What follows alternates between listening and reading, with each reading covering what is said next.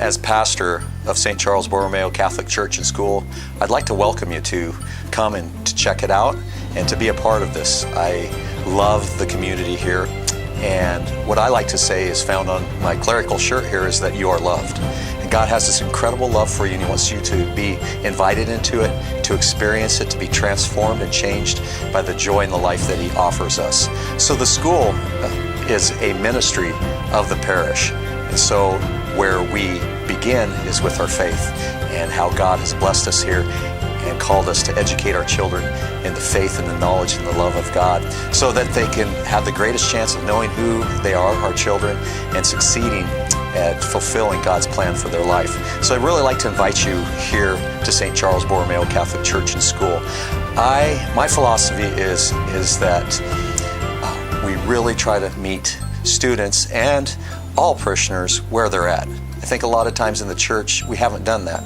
We've tried to tell people, meet us where we're at. But what we want to do, like Jesus, is meet people right where they're at and love them right where they're at and say, you know what, you are loved where you're at, but there's so much more for you. And let's move forward in that. And that's the joy and the thrill and the excitement of Saint Charles Borromeo Catholic Church and School, because that's what we're doing. God has so much more for us. So I want to welcome you anytime to Masses and to check out the school if you have school-age children. And in that, just know that you are loved and you're invited here. You're welcome here. And we're excited for you to come and to check us out and to become a part of this community. God bless you. So I found out about St. Charles through a neighbor. So she's got older kids, and they've already been through the system. We only have one kid, and we're relatively new to the Point Loma area.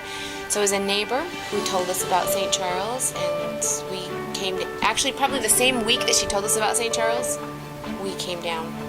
My impression of the school was, from the get-go that discipline was really important. I noticed that everyone had great manners, all the kids, even the parents.